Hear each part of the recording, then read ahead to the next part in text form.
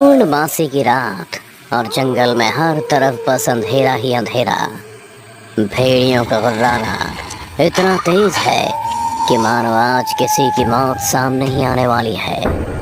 Highway से लगे इस जंगल के अंदर एक छोटी सी बस्ती है जो दुनिया के दिखावे वाले सुख सुविधा से दूर जंगल के अंदर ही प्राकृतिक तरीकों से अपना गुजर बसर करते हैं, जिसे जान दुनिया वाले उनका पिछड़ा हुआ वर्ग मानते हैं।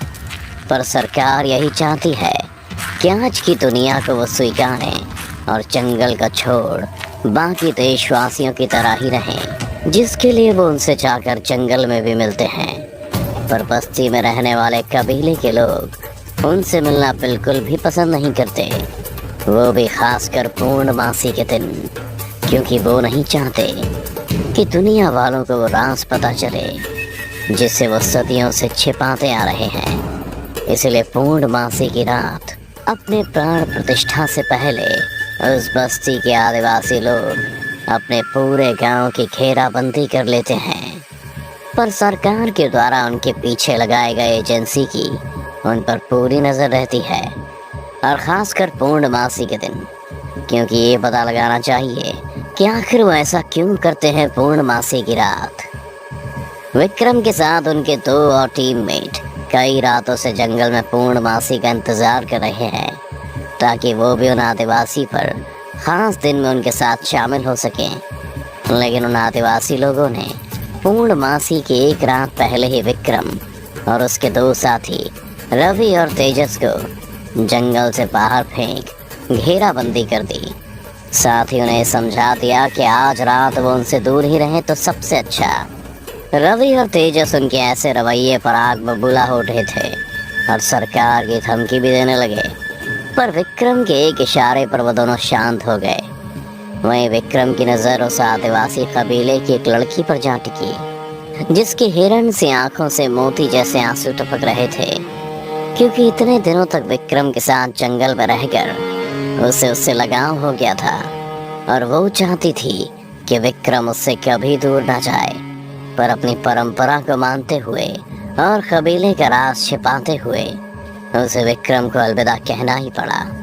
उसके जाने के बाद रवि तिल मिलाकर बोला, विक्रम सर, आखिर क्या फायदा हुआ इन जंगलियों के साथ इतने दिन गुजारने का, जब उस दिन हमें बाहर कर दिया गया जिसकी हमें आस है।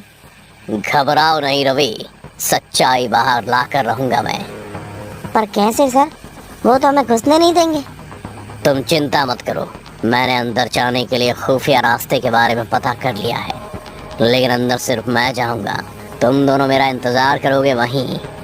विक्रम सारी बातें अपने साथियों को समझाकर जंगल की दूसरी तरफ बनी एक गुफा के पास पहुंच गया, जो आदिवासी लोगों की बस्ती कही जाती है। इधर दोपहर के धूप पर शाम का सुरूर चढ़ने को बेकरार ही था। कितने में विक्रम मशाल जलाते हुए गुफा के अंदर अपने पता लगाए रास्ते की ओर निकल पड़ा, और जब तक वो दूसरी तरफ गांव में निकला तब तक बेकरार शाम रात में बदलने को तैयार हो चुकी थी। साथ ही पूर्णमासी का चांद भी। विक्रम चोरी छुपे उनके गांव में घुस गया, लेकिन उनकी बस्ती पूरी तरह से खाली थी। हर घर में सन्नाटा ऐसे पसरा था जैसे वहाँ कोई रहता ही ना हो। तभी विक्रम के कंधे पर किसी ने पीछे से हाथ रखा, जिसके बाद डर के मारे उसकी सांसें अटक गईं, क्योंकि उसे ऐसा लगा कि वह पकड़ा गया, जिसका मतलब शायद उसकी मौत भी हो सकती थी। पर जैसे ही वो पीछे मुड़ा, माथे की चिंता की लकीर मिट गई और वह बोला, तुमने तो मुझे डरा ही दिया था। डरना तो पड़ेगा, क्योंकि मेरे अलावा किसी ने भी तुम्हें यहाँ देखा तो तुम्हारी मौत तय है, और जो तुम देखना चाहते हो अभी कुछ देर में तुम्हें पता चल जाएगा। पर किसी ऐसी जगह में छुपकर देखना जहाँ मैं भी तुम्हें ना देख पाऊँ। लीला के इतना कहते ही पीछे जंगल से जोर से किसी भोंपू और नगाड़े के बजने की आवाज़ आई, जो एक ही राग में बज रहे थे। आवाज़ कहाँ से आ रही है देखने के लिए विक्रम पीछे मुड़ा तो उसने पाया कि जंगल में दूर कहीं आग की लपटें उठ रही हैं। फिर कुछ पूछने के लिए जैसे ही वापस लीला की तरफ घूमा तो वो वहाँ थी नहीं। विक्रम समझ गया कि आगे का सफ़र उसे खुद पूरा करना है।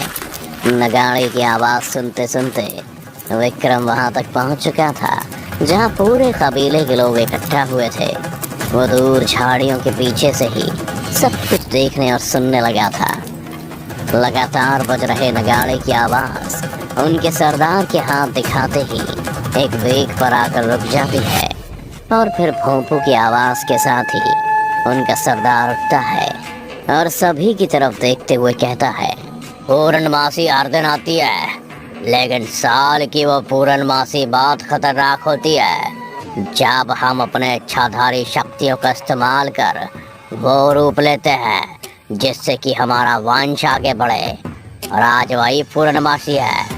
इंतजार है तो बस पूरे चांद का। आओ उसे एक साथ बुलाते हैं। सरदार की इतना कहते ही भोंपू और नगाड़े एक बार फिर से बजना शुरू हो गए और सभी लोग अपने घुटने के बल बैठे एक के बाद एक दोनों हाथों से अपने सीने को थपथपाते हुए चांद को बुलाने लगते हैं। उनको ये सब करता देख विक्रम को कुछ ज्यादा समझ में नहीं आता है, पर तभी कुछ ऐसा होता है जिसे देख विक्रम की आंखें फटी की फटी रह जाती हैं और फिसल कर वो नीचे गिर जाता है। इस वक्त विक्रम के डर से भरी आंखें देखकर ये साफ साफ समझा जा सकता है कि उसके सामने कुछ ऐसा है जो उसे तहस नहस कर सकता है। विक्रम अपनी जान बचाकर ऐसे भागता है जैसे अगर वो आज नहीं भागा तो फिर कभी नहीं भाग पाएगा। इसीलिए वो गिरने पड़ने के बावजूद भी बस जान बचाकर भागे ही जा रहा था। उसके पीछे से ऐसी आवाज आ रही थी जैसे कोई झुंड उसके पीछे पड़ा हो, पर वो अपनी जान बचाकर उस गुफा तक पहुंच ही जाता है जहां से वो आया था। वहां पहुंचते वो सबसे पहले जी जान लगाकर एक बड़े पत्थर की मदद से उस गुफा के मुंह को बंद करता है, जिसके दूसरी तरफ से भेड़ियों की भयानक आवाजें आ रही होती हैं। पर विक्रम बिना कुछ और सोचे भागा भागा जैसे तैसे गुफा के दूसरी ओर पहुंचने में कामयाब हो गया, जहां उसके साथी उसका इंतजार कर रहे होते हैं। पर वहां तक पहुंचने में वो इतना घायल हो जाता है कि एक सेकंड भी उसके सामने खड़ा नहीं हो पाता और बदहवास होकर वहीं गिर जाता है। और जब उसकी आंख खुलती है तो दिमाग में उस रात का ही मंजर घूम रहा होता है और उसके सामने दो साथी के अलावा एक सीनियर और ऑफिसर भी खड़ा था। तभी विक्रम को महसूस हुआ कि उसके चेहरे से दाढ़ी निकल चुकी है और उसने अजीब से मरीज के कपड़े पहने हुए हैं। वो कुछ और सोच पाता इससे पहले उसका सीनियर उससे कहता है, पूरे 1 महीने के बाद उठे हो तुम विक्रम, और हम तुम्हारे उठने का इंतजार कर रहे हैं। अब बताओ तुमने वहाँ क्या देखा जो तुम्हारी ऐसी हालत हो गई। उस रात का नाम सुनकर विक्रम एक बार फिर से उस मंजर में खो जाता है जब उसने अपने आंखों के सामने पूरे कबीले को चांद की रोशनी में एक साथ भेड़िए में बदलते देखा, और साथ ही ये भी कि जब पूरे भेड़िए का झुंड उस पर मौत बनकर छपटा तब कैसे लीला जो खुद भी एक भेड़िए के रूप में थी उसने उसे वहां से बच निकलने का मौका दिया और आज वो यहाँ जिंदा खड़ा है। विक्रम अभी सोच कर ही बाहर निकला था कि तभी उसके सीनियर ने फिर से कहा, विक्रम तुमने जो भी देखा वो बताने में देरी मत करो और बताओ चल क्या रहा है वहाँ। आज पूर्णमासी है और हम उन्हें रंगे हाथ पकड़कर जंगल से फिकवा सकते हैं, पर तुम कुछ बोलो तो। उसकी इसी बात के साथ पूरे हॉस्टल की लाइट चली जाती है और छठी मंजिल पर विक्रम के कमरे में कांच की खिड़की से होते हुए बादल से निकलते चांद की रोशनी पहुंचने लगती है और उसी के साथ उसका रवैया भी बदलने लगता है। कोसों दूर जंगल में बज रहे नगाड़े की आवाज साफ साफ उसे अपने कानों में सुनाई देती है और साथ ही कबीले के सरदार का फरमान भी कि लीला को जान से मार दिया क्योंकि उसने कबीले का नियम तोड़ा है। इतना सुनते ही विक्रम बेड से उठ अपने हाथ से स्लाइम का पाइप निकालता है और कहता है, चले जाओ यहाँ से, अकेला छोड़ दो उन्हें। अगर वो तुम्हें परेशान नहीं कर रहे तो तुम क्यों उनकी जिंदगी में घुस रहे हो। अच्छा विक्रम, अब तुम उन जंगलियों की भाषा बोलने लगे। अरे सरकार तो उन्हें बाकी इंसान की तरह ही दर्जा देना चाहती है। नहीं चाहिए उन्हें कोई दर्जा, दूर रहो उनसे, वरना वो पूरी मानव जाति के लिए खतरा बन जाएंगे सिर्फ आप लोगों के एक गलत कदम से। सिक्योरिटी, विक्रम को कस्टडी में ले लो और अब मैं पर्सनली देखता हूँ कैसे बचते हैं वो जंगली। अरे उनको साफ करने के लिए पूरी फोर्स लगा दूंगा। अरबों की जमीन दबा के बैठे वो लोग, ऐसे थोड़े ही जाने दूंगा। विक्रम के बार बार मना करने पर भी उसका सीनियर उसकी बात नहीं सुनता है और वहां से निकल जाता है और सिक्योरिटी विक्रम की तरफ बढ़ने लगती है। तभी विक्रम खिड़की से बाहर चांद को देखते हुए घुटने के बल अपने सीने को थपथपाता है और देखते ही देखते उसका शरीर एक खूंखार नर भेड़िए का रूप ले लेता है। विक्रम को भेड़िए में बदलता देख सिक्योरिटी का भी दिमाग घूम जाता है, या यूं कहिए कि उसकी हालत पस्त हो जाती है।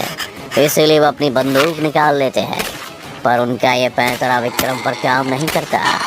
तभी भेड़िए में बदल चुका विक्रम अपने दोनों हाथों से उन्हें उठाकर खिड़की के बाहर फेंक देता है और खुद भी बाहर निकलकर हॉस्पिटल की बिल्डिंग पर ऐसे चलने लगता है और फिर तेज रफ्तार में जंगल की तरफ निकल जाता है। और जब वो जंगल में पहुंचता है तो देखता है कि लीला को मारने की तैयारी पूरी हो चुकी है, बस गले पर हथियार चलाना बाकी था। पर इससे पहले कि वो लीला को मारते, विक्रम नर भेड़िए के रूप में ही उस पर झपट पड़ता है और लीला को अपने साथ ले सरदार के पास पहुंच जाता है और वापस से अपने असली रूप में आ जाता है। लेकिन इससे पहले कि सरदार कुछ कहता, विक्रम ने सारी बात उसे बता दी कि जंगल खाली करवाने के लिए उन पर हमला किया जाएगा। पर सरदार को उसकी बात पर विश्वास नहीं होता, बल्कि वो तो इस बात पर गुस्सा होता है कि उनकी शक्तियां अब उसमें भी आ गई हैं। पर अगले ही पल उन्हें चारों तरफ से घेर लिया गया और सरदार भी ये समझ चुका था कि विक्रम की बात सच है। फिर सरदार के इशारे पर सभी नर भेड़ियों का रूप ले लेते हैं और हमला करने के लिए आगे झपटते हैं।